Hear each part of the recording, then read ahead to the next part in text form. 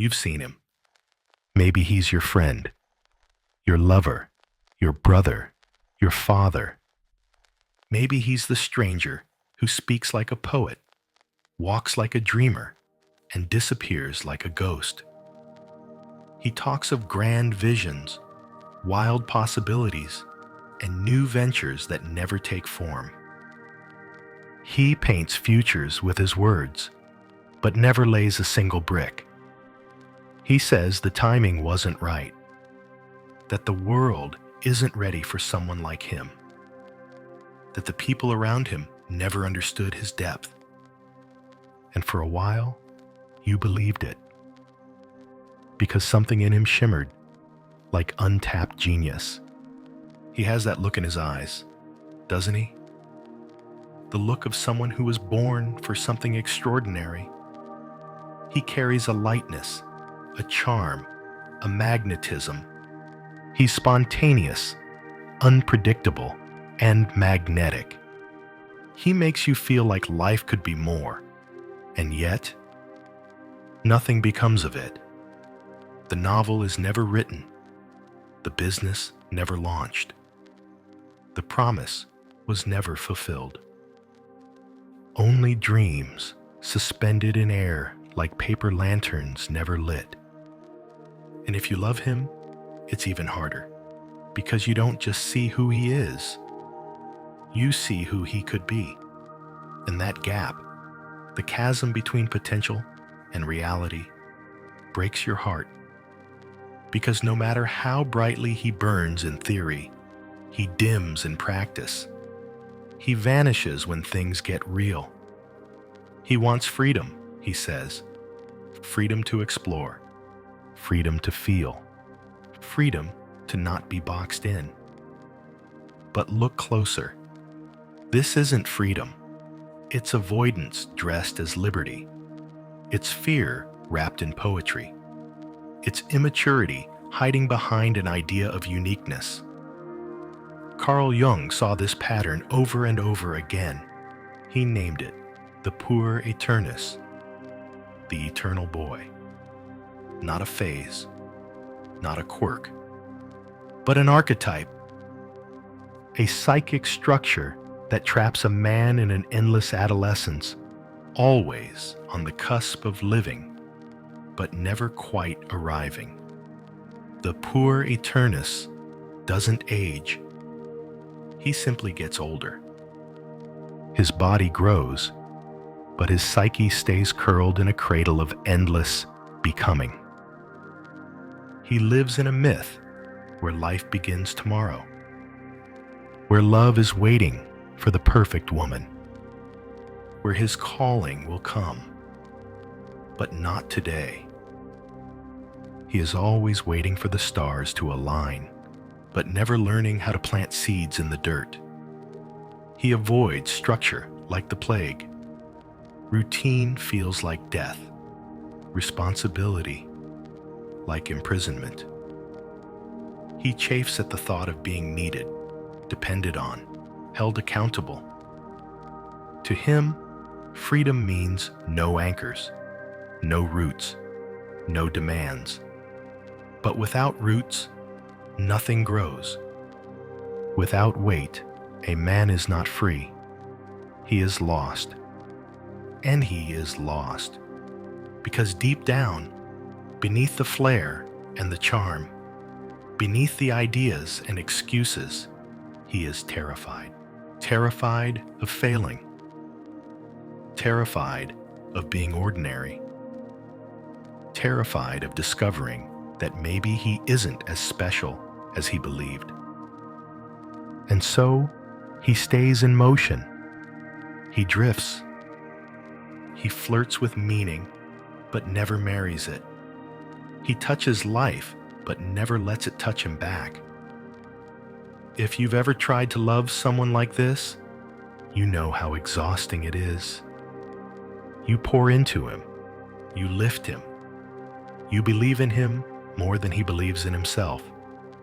And in the end, you're left with empty hands and a tired heart. Because he always slips away. Because he's still figuring it out.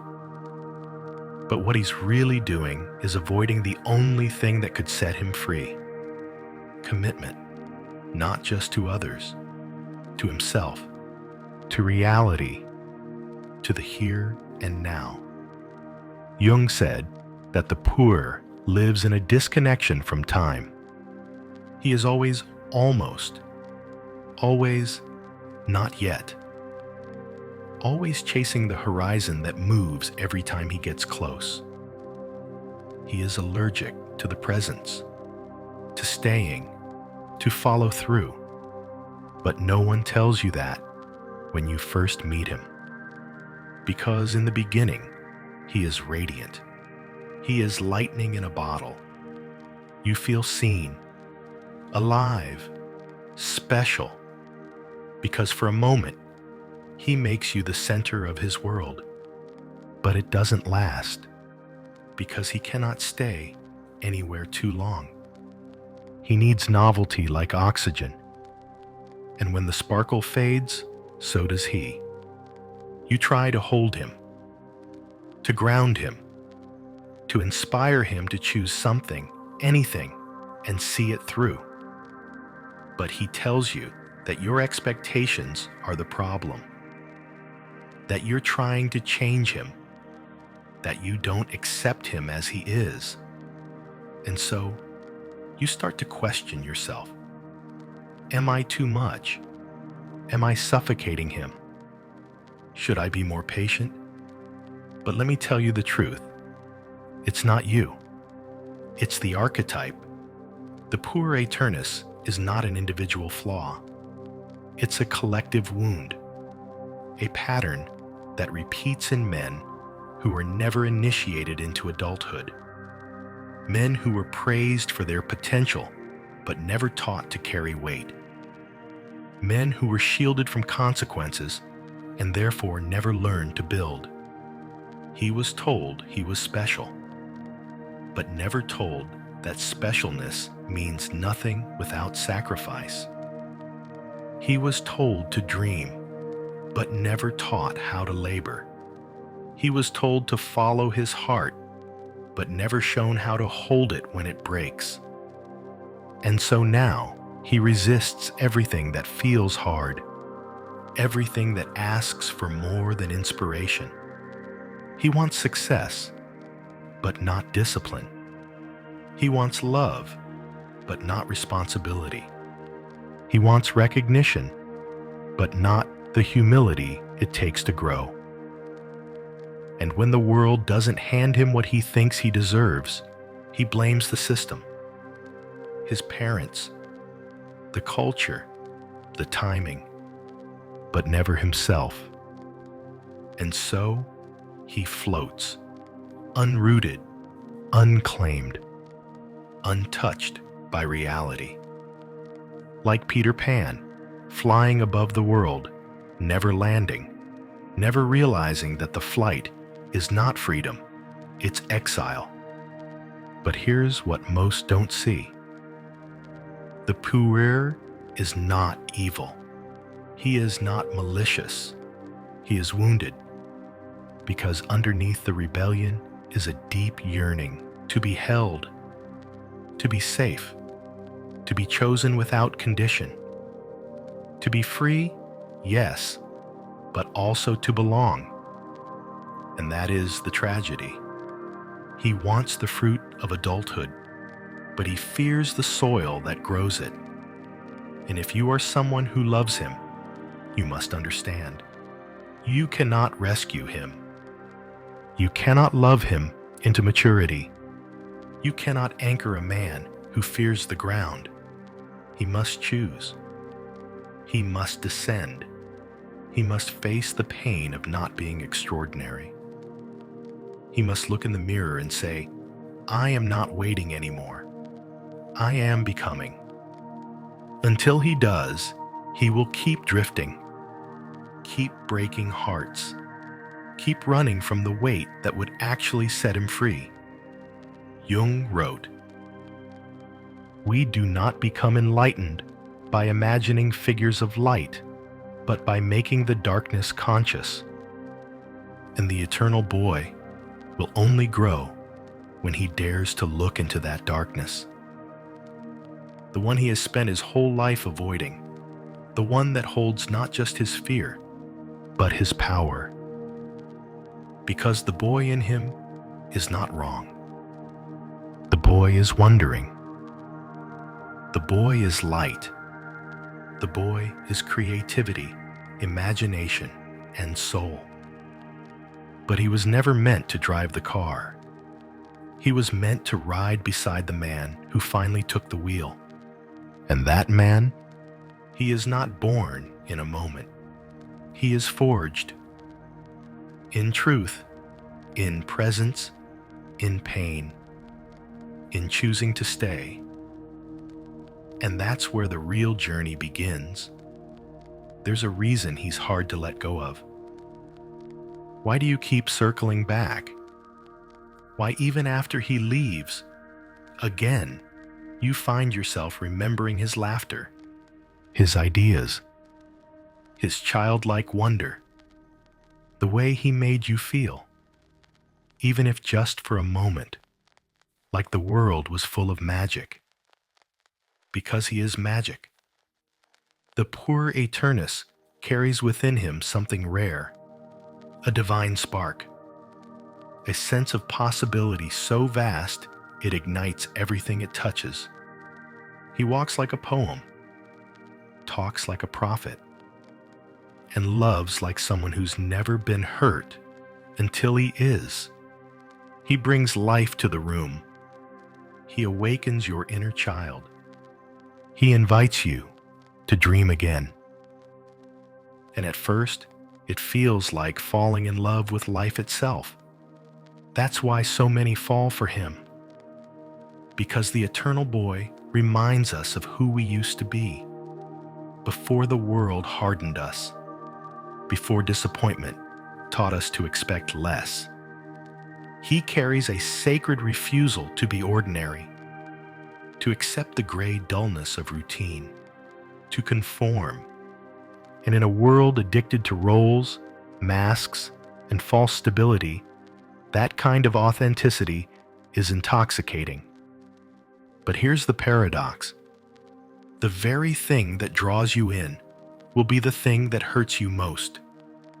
Because while he can see the infinite, he cannot touch the finite. He cannot hold the details of life. He cannot hold you. The Puer resists incarnation. He resists limits. He resists becoming someone because deep down, he fears that any form is a prison. He wants to be everything. So he becomes nothing. And this is where his shadow begins to stir. You don't see it at first. Because in the light, he is radiant. He glows with potential. He inspires you to believe again. He makes you feel like you're part of something larger than life. But over time, the glow fades. And you begin to notice the cracks, the missed calls, the half promises, the "I'm figuring it out" that never evolves into clarity, the passion that bursts and then vanishes, the enthusiasm that burns bright but leaves you cold in the aftermath. And when you ask for more presence, more truth, more follow-through, he recoils, not with cruelty, but with avoidance.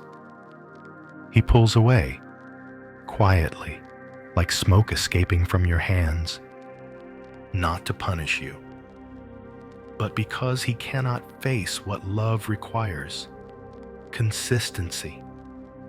He doesn't know how to stay when things get real.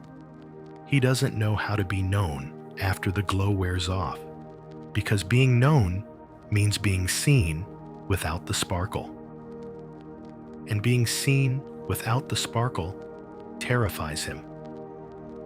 He doesn't want you to see his fear, his confusion, his unformed self, because even he doesn't know who that is.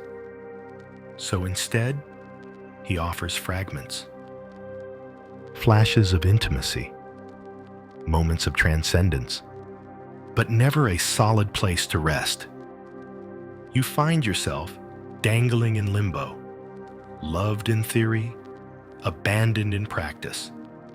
You try to be understanding. You tell yourself he's just not ready, that he's wounded. He needs space. You shrink yourself, delay your needs, try to meet him in the in-between. But the in-between is not a phase for him. It is his home. He lives in transition, in the almost, in the future. He is always preparing to arrive, but never quite does. And the cost? Your sanity, your energy, your self-worth. Because you start to feel like maybe it's your fault. Maybe you're asking too much. Maybe if you just love him more, give him more time, he'll finally be ready. But here's the cruel truth. He's not trying to hurt you. He's trying to protect himself from the thing that threatens him most, accountability. Jung understood this well. He wrote that the Puer lives in a suspended state, floating between heaven and earth, neither fully alive nor fully grounded. He avoids the descent into reality because he fears that once he lands, the magic will die. He wants to be the boy with wings, not the man who walks. He wants love to feel like flight, not like building something brick by brick. But here's what he doesn't see. Without roots, even the most beautiful wings eventually falter. Because the soul was not made to hover forever. It was made to touch the ground, to dig in, to rise, not by escaping, but by choosing to stay. And that staying is the very thing the Puer cannot do. Not because he is evil, but because he is split. He is torn between the soul's longing to soar and the psyche's need to grow. He is stuck in a myth, one where he is the chosen one, the special one, the gifted one, but without ever having to prove it. He believes that maturity is betrayal. That compromise means selling out. That structure will kill his spirit. So he avoids every container that might actually hold him. Jobs, relationships, plans, commitments, anything that requires follow-through, anything that demands him to become. Instead, he clings to the identity of the visionary, the rebel, the misunderstood artist.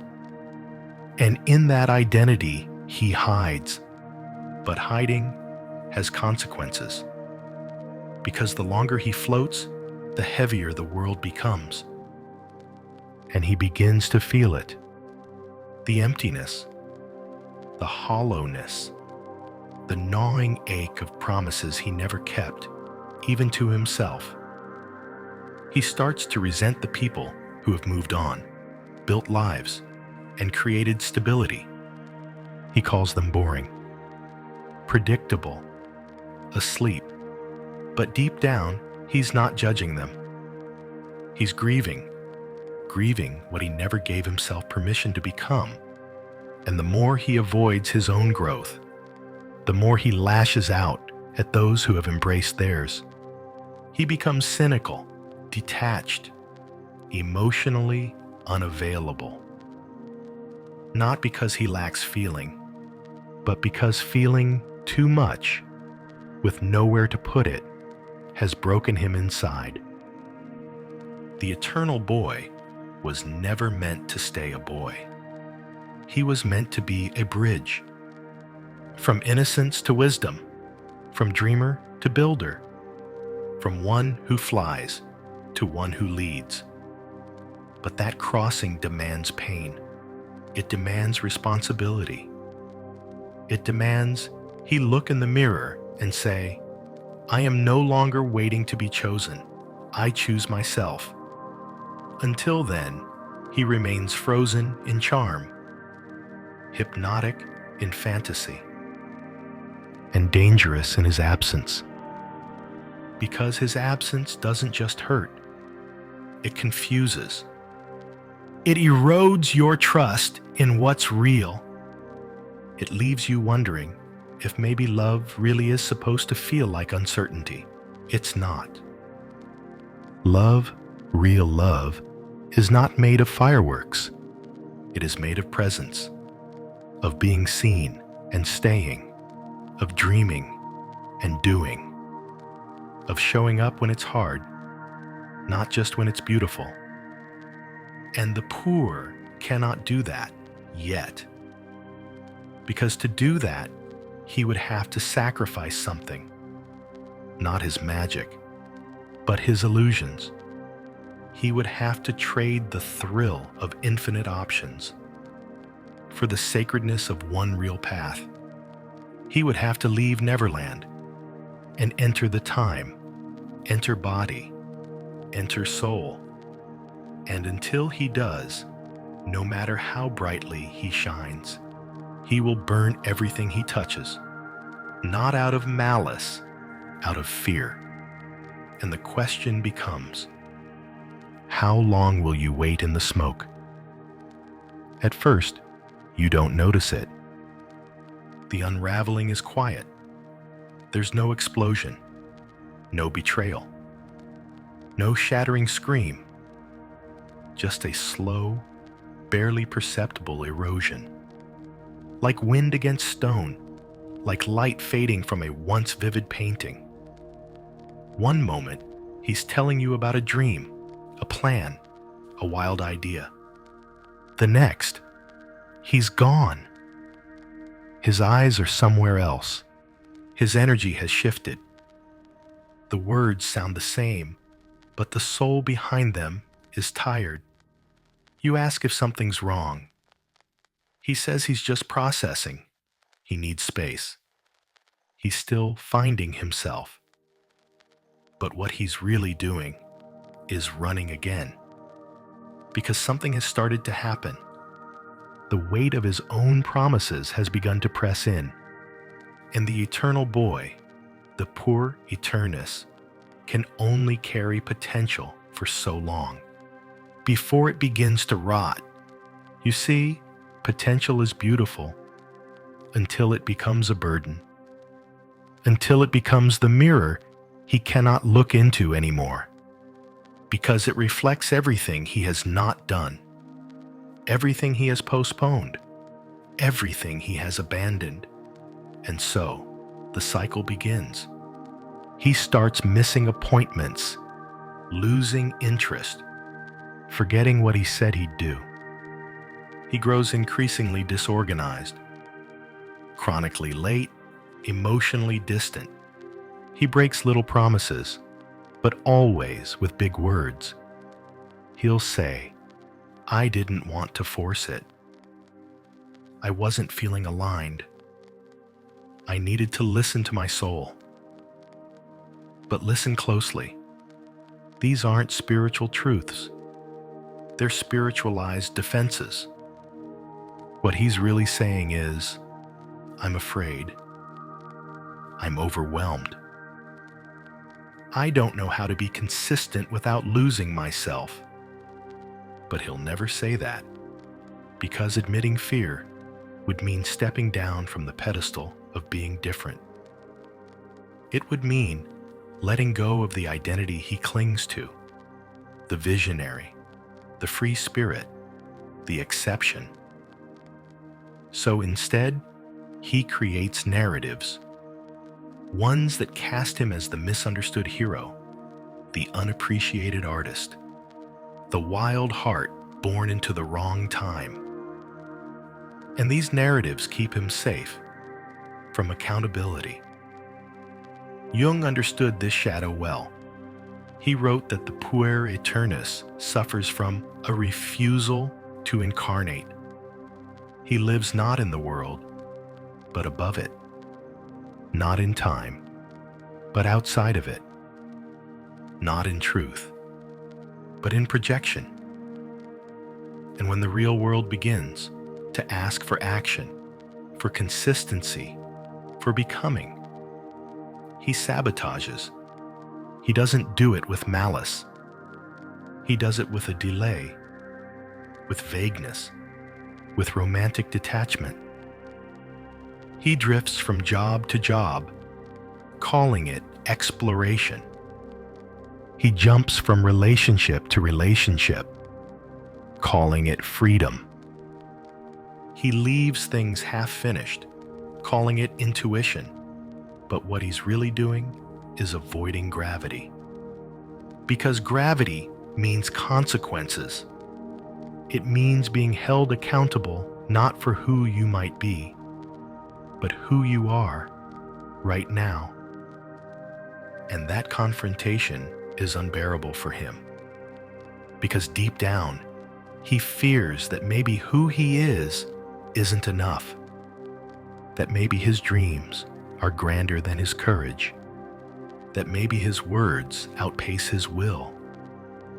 That maybe love requires something more than a spark. So he keeps moving, not forward, but away. He ghosts people who love him. He loses himself in temporary highs, new projects, new lovers, new philosophies. He seeks novelty like medicine, but it only numbs. It never heals. And those around him begin to feel it. Partners feel the slow death of connection. They try to hold on, try to inspire him, try to believe in the man behind the myth. But over time, hope becomes exhaustion. They feel like they're loving a ghost. He says he cares, but he's not present. He says he wants a future, but he won't plan. He says he sees you, but he won't stay when you need him most. And you begin to wonder, is it me?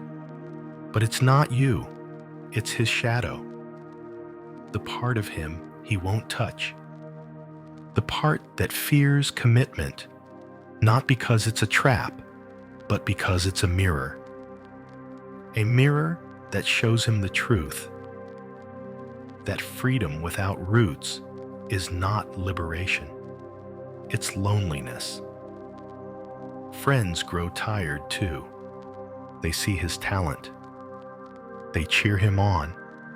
They give advice, offer help, and hold space. But after years of the same story, the same cycle, the same almost, they step back, not out of anger, out of grief, because they realize they can't carry him across the threshold. He has to choose to walk through it himself. And most of all, he begins to erode. He becomes a stranger to himself. He says he doesn't believe in structure, but secretly envies those who have built something real. He mocks conventional life, but watches from a distance as others find meaning. He tells himself he's meant for more, but feels increasingly empty.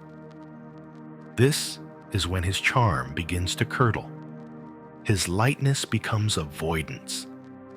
His sensitivity becomes volatility.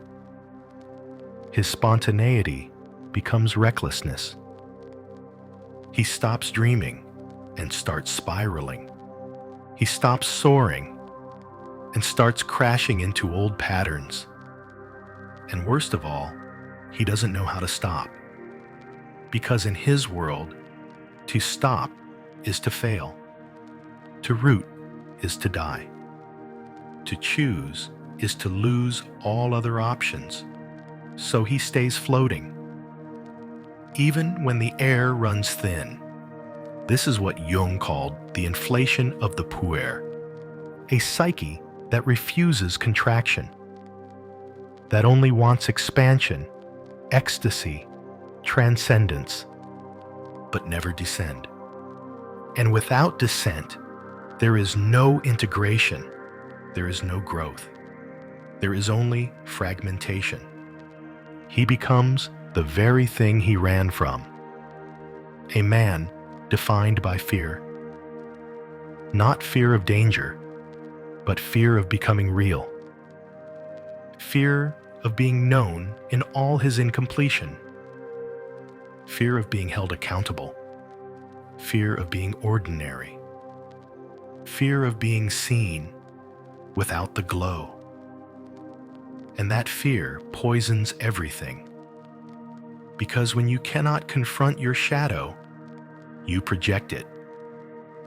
He begins to blame others, the partner who wants too much, the friend who doesn't get it. The world is too harsh, too fast, too rigid. He begins to see maturity as betrayal, responsibility as weakness, stability as surrender. But what he doesn't see is that he has already surrendered, not to be true, but to fantasy. He has become a slave to the very freedom he worships, because it's not freedom if you can't choose to stay. It's not freedom if you fear stillness. It's not freedom if it keeps you from love. And love, real love, requires weight, requires depth, requires presence. It asks you to hold what is imperfect, not run from it. To stay when it's uncomfortable, to repair what's broken. But the eternal boy cannot do this until he chooses to descend. And that descent is what we will explore next. Because until he meets the mother, not the literal one, but the archetypal presence that holds him in eternal comfort, he cannot be born. He cannot leave the womb of the symbolic. He cannot become. And so, we must go deeper. In one relationship, he never questions. The invisible umbilical cord that still binds him. Because the Puer does not sabotage alone. There is a silent accomplice, loving, tender, and devastating. The Great Mother. And unless he breaks from her grip, he will never land. You may think he's alone in this, that his endless delay, his inability to commit, his silent collapse into himself, is his burden, and his burden alone. But he's not alone. Behind almost every man who refuses to grow up is a presence. Sometimes soft, sometimes invisible. Sometimes warm and loving. Sometimes overwhelming and consuming. She is not always a person, but she is always there. Carl Jung called her the archetypal mother, and when her energy becomes too dominant, too devouring, she no longer nurtures, she binds. She holds the eternal boy in a velvet cage, safe, adored, and eternally unformed. You've seen this, maybe even lived it. The mother who did everything for his own good, who protected him from every consequence, who cleaned up his messes, softened his pain, and defended him to the world, who told him in 1,000 ways that he was special, but never asked him to be responsible. Or perhaps it wasn't his mother at all. Maybe it was his grandmother, his older sister, a teacher, a first love. Or now, it's you. Because the archetypal mother doesn't need to be literal. She is an energy, a psychological presence, a pattern.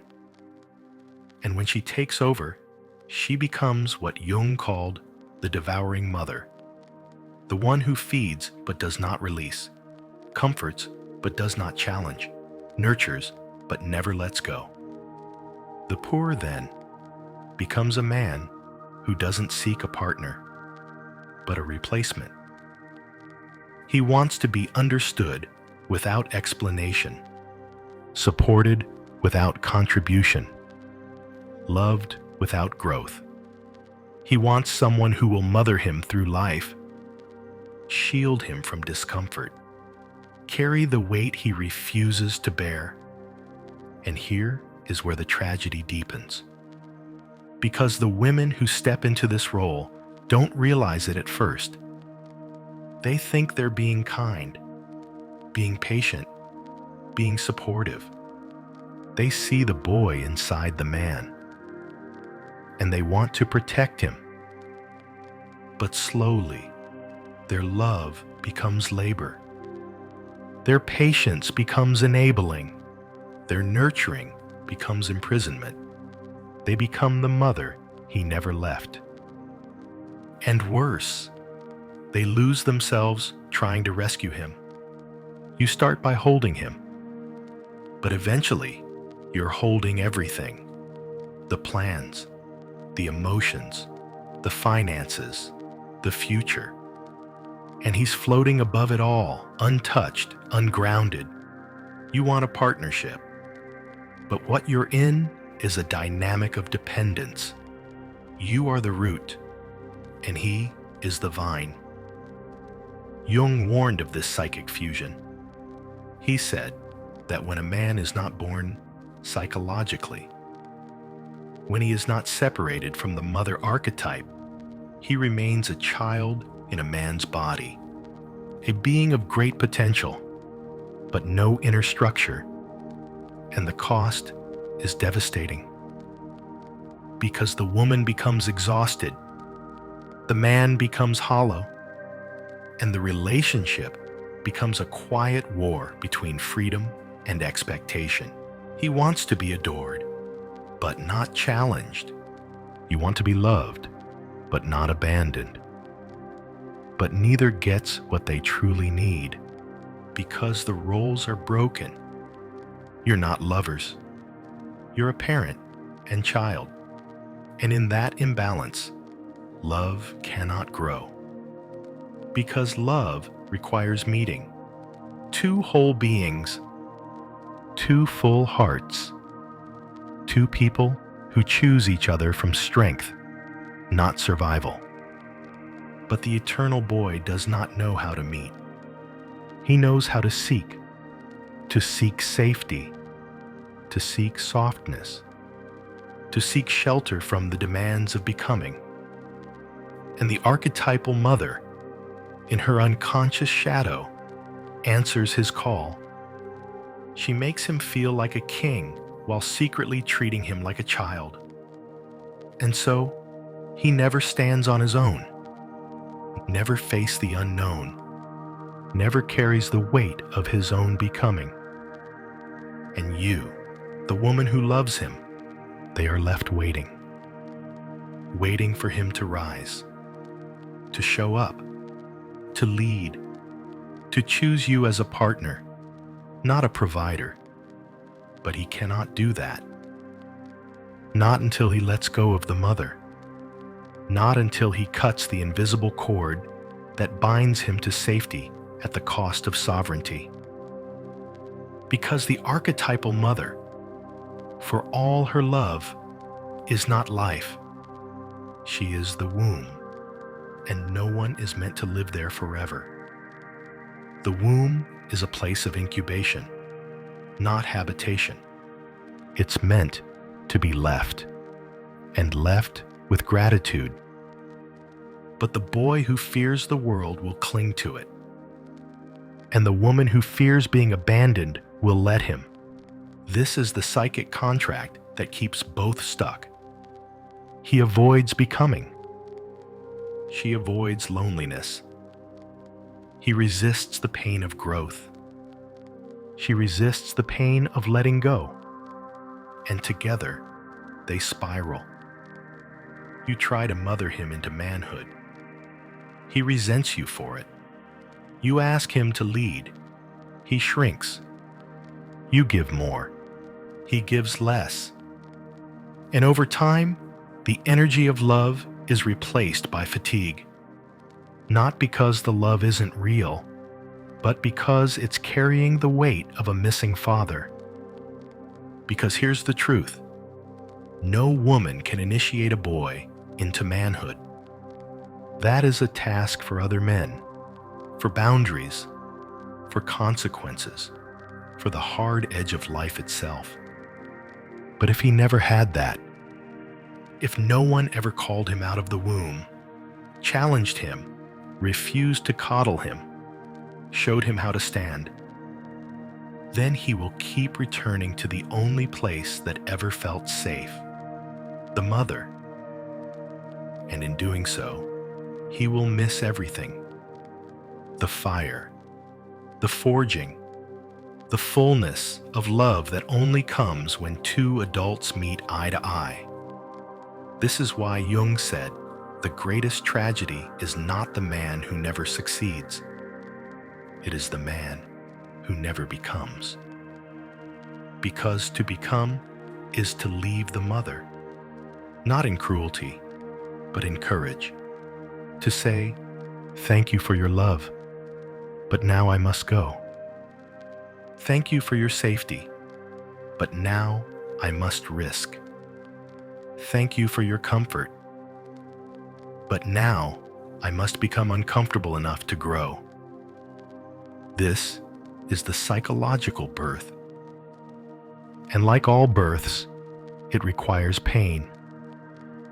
To be born into manhood, the poor must break the illusion that someone will always catch him.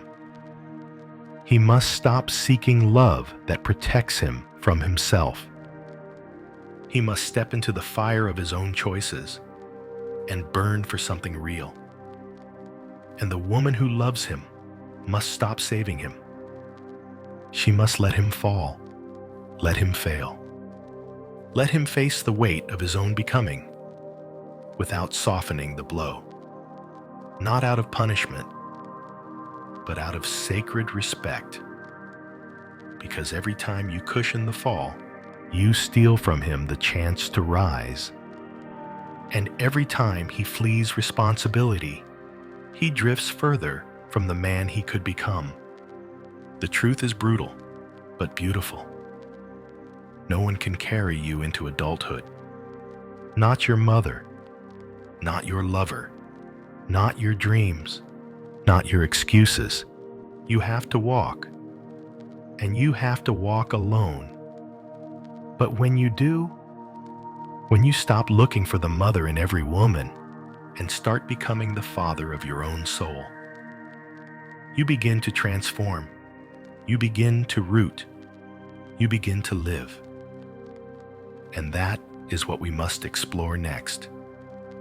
Not the boy, not the shadow, not the mother, but the man, the one waiting on the other side of the wound. Because it is time to leave the womb.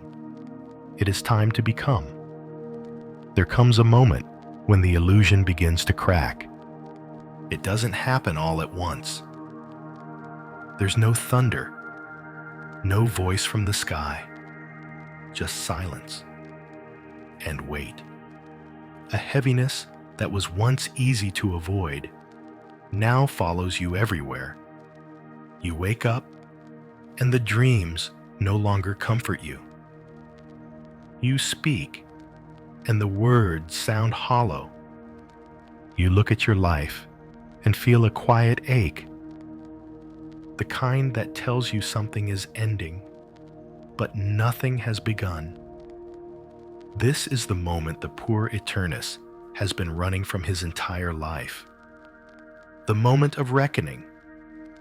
The moment where the fantasy begins to collapse under its own weight. Where the wings begin to burn from too much sun and too little sky. He has said for years, I'm almost ready. But now he sees Life will not wait. It never was waiting. It was moving without him. And the boy, who once stood with his head in the stars, now stands at the edge of something darker.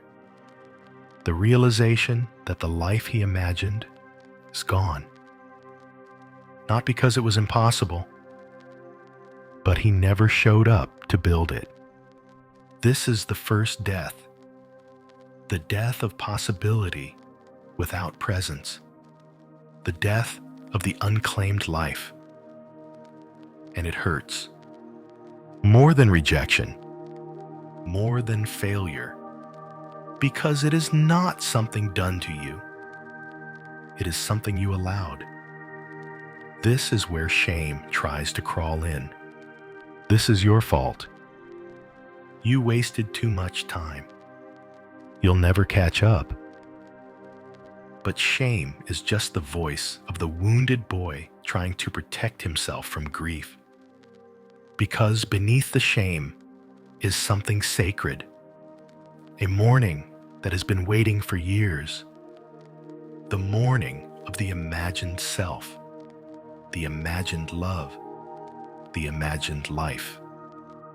And that mourning must be honored, not bypassed, not turned into motivation, not rewritten into a better story.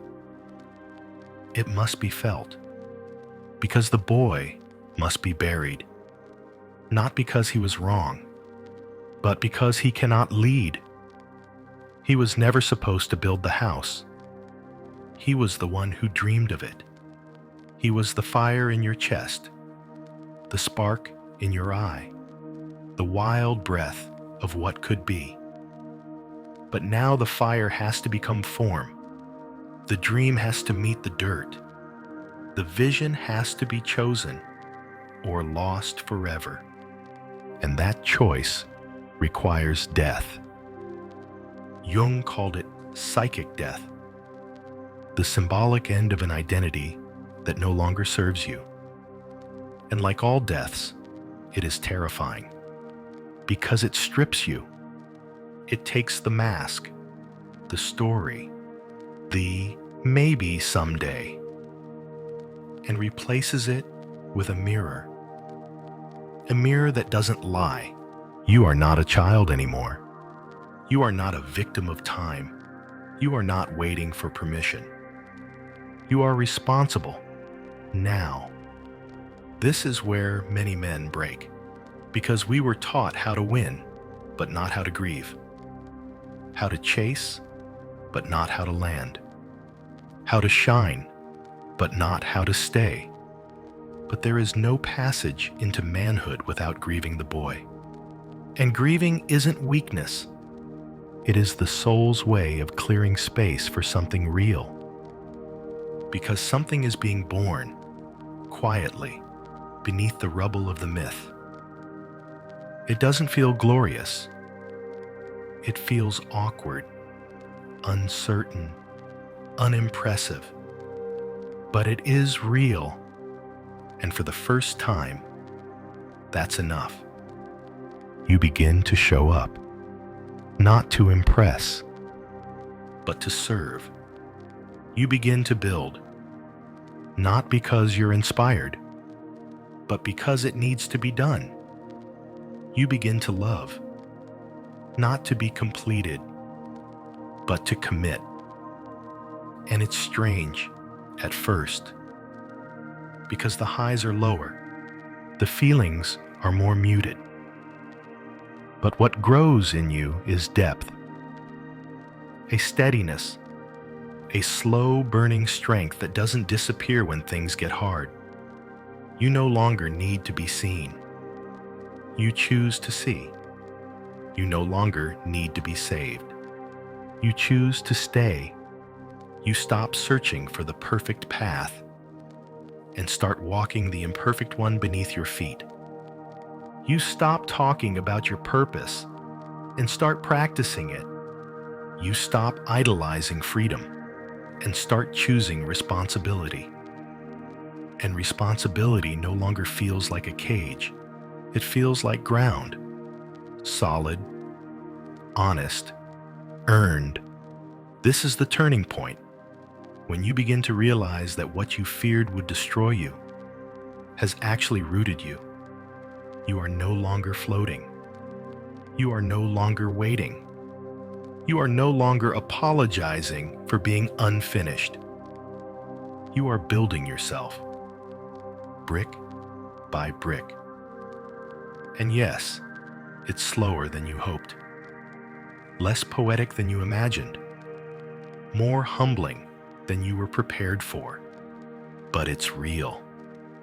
And realness is the only antidote to the wound you carried for so long, the wound of never arriving, because you are arriving now, not as the genius, not as the chosen one, not as the misunderstood visionary, but as a man, flawed, present, willing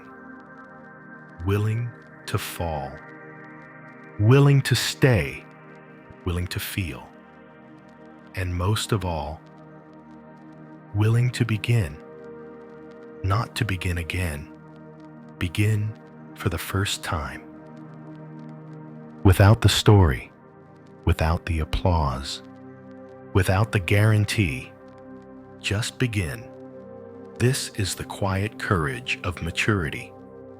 Not the courage to conquer, but the courage to continue, to keep showing up even when no one is watching, to keep walking even when no one is clapping, to keep loving even when the fantasy dies. Because this is what real love asks of you. Not to be perfect, not to be impressive, but to be present, fully, freely, finally. This is the return, not to childhood, but to your soul. A soul no longer hiding behind excuses, no longer needing to be rescued, no longer blaming the world for what it never gave you. Because now, you are the one who gives. You are the one who protects, the one who provides, the one who stands, not just for others, but for yourself. And in that standing, the boy within you smiles, because he is no longer afraid, no longer alone, no longer pretending to be a man, because the man has arrived. And he didn't come from force. He came from the truth, from mourning, from letting go, from stepping out of the shadow and into the light of ordinary, sacred responsibility. This is the moment when you stop performing and start living, when you stop chasing your potential and start fulfilling your role in the world, not as an idea, as a presence. And presence, my friend, is the rarest power of all. So now you are standing, not at the finish line, but at the beginning. The boy has died, not because he was wrong, but because he could no longer lead. And the man has emerged, not as a hero, not as a savior, but as someone willing to take the next step, without applause, without certainty, without a script. But there's something you must know. This isn't the end of the boy. This is his return, in a different form.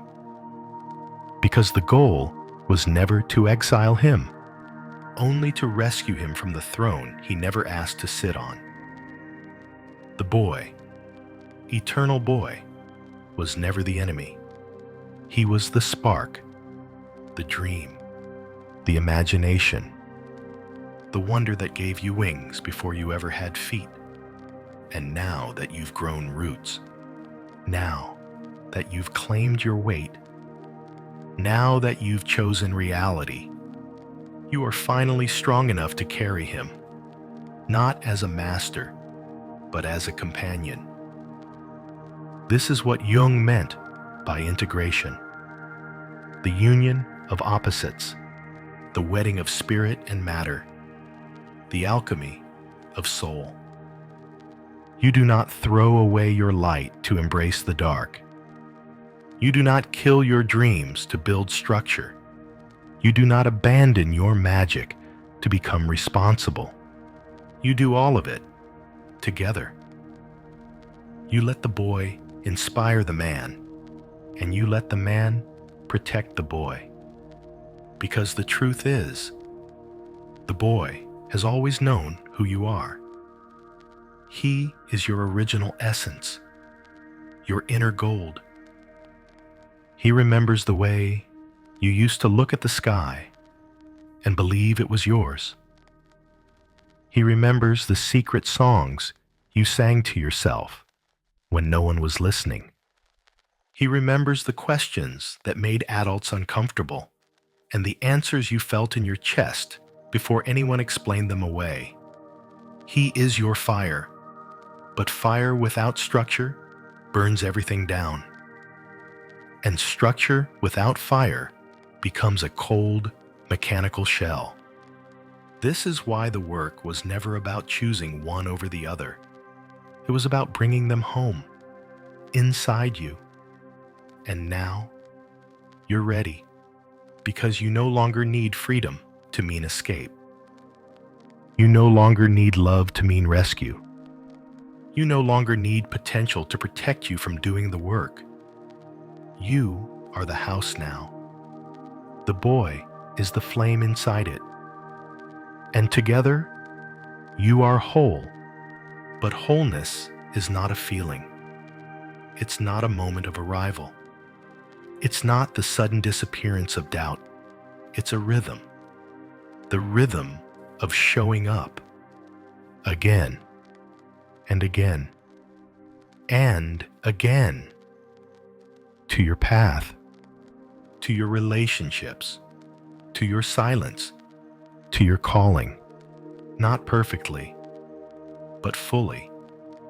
And what was once chaos in you begins to harmonize. The creative spark you used to fear would disappear if you committed to anything, now burns stronger than ever. Because it has a vessel, a direction, a form. Your love becomes deeper, not because you found the perfect partner, but because you've stopped asking to be mothered. You've stopped hiding your need for intimacy behind detachment. You've stopped running when things get hard.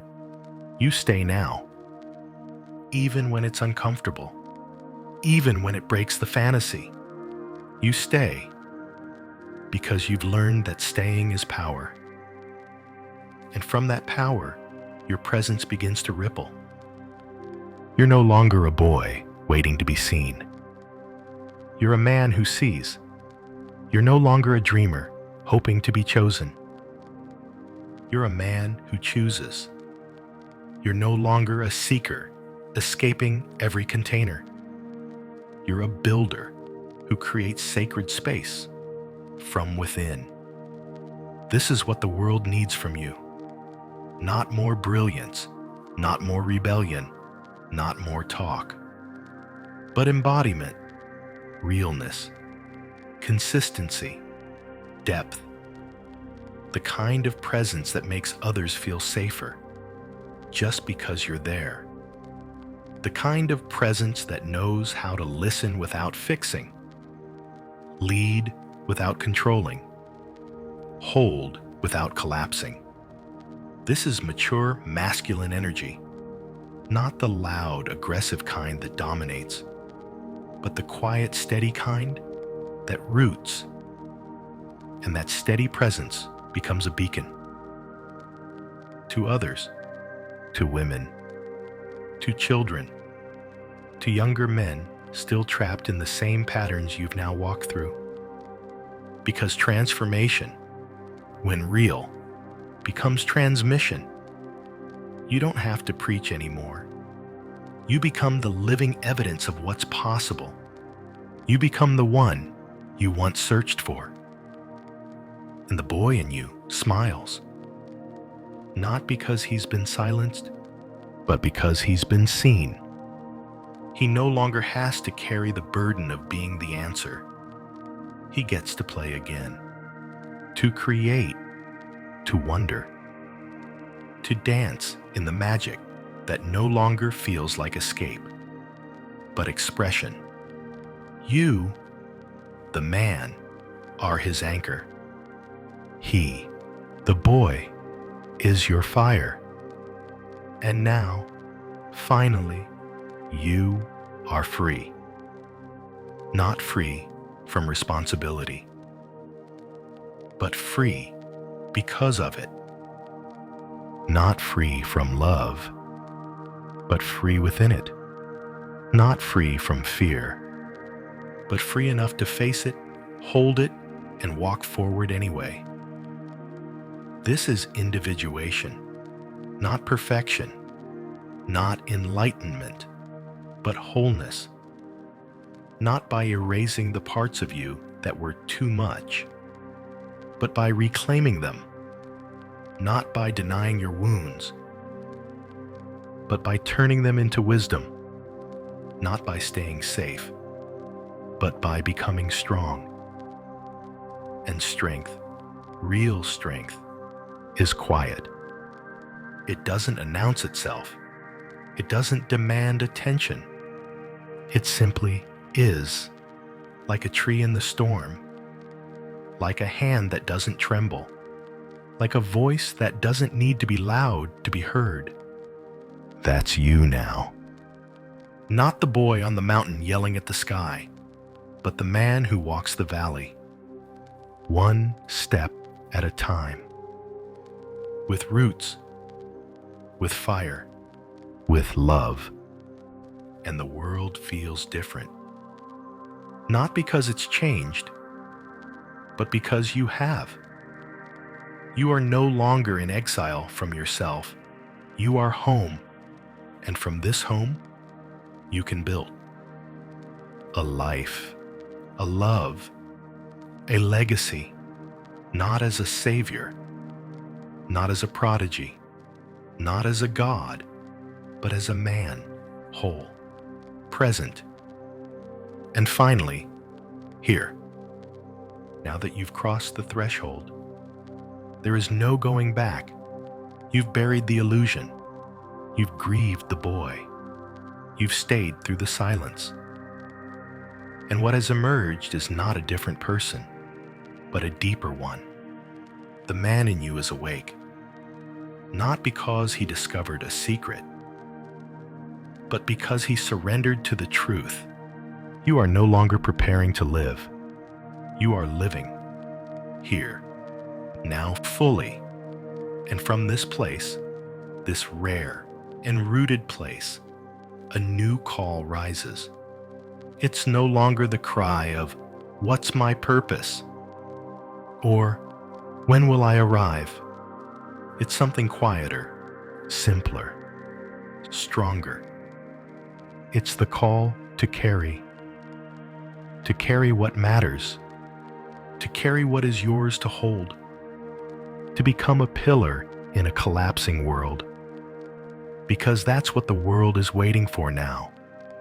Not more noise, not more potential, not more brilliant boys trapped in fear, but men. Men who are no longer seduced by freedom without weight. Men who do not perform presence, but embody it. Men who no longer chase significance, because they've chosen service. You see, the world is aching, not just from war, or noise, or loss, but from absence. The absence of the mature masculine. Not toxic masculinity, not performative masculinity, not inflated egos masked as leadership, but sacred masculinity. The kind that protects what is tender, that creates safety without control, that brings order without oppression, that holds space without vanishing.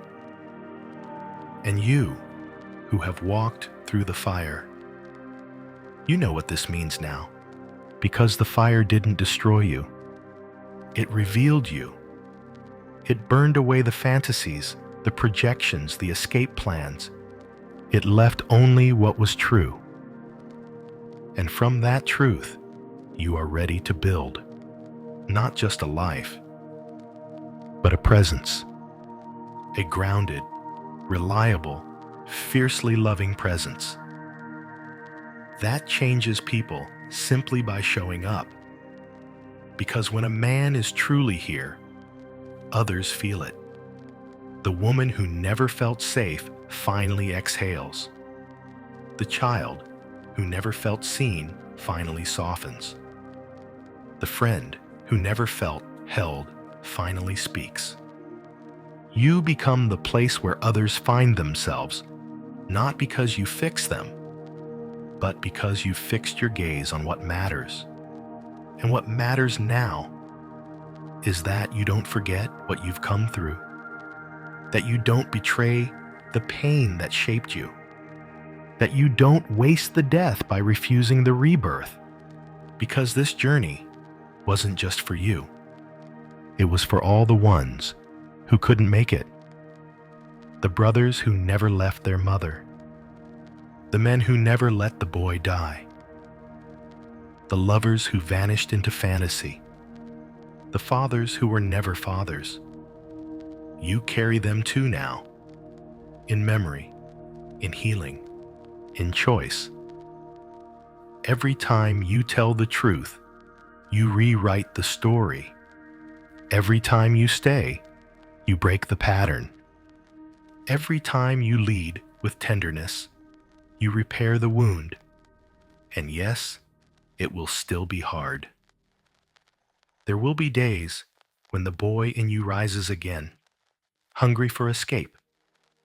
There will be nights when the old voice returns, whispering that you're not enough. There will be moments when everything in you wants to drift. But now, you stay. Not because it's easy, but because you've decided who you are. You're no longer pulled by moods. You're anchored in meaning. You're no longer seduced by potential. You're devoted to presence. And that changes everything.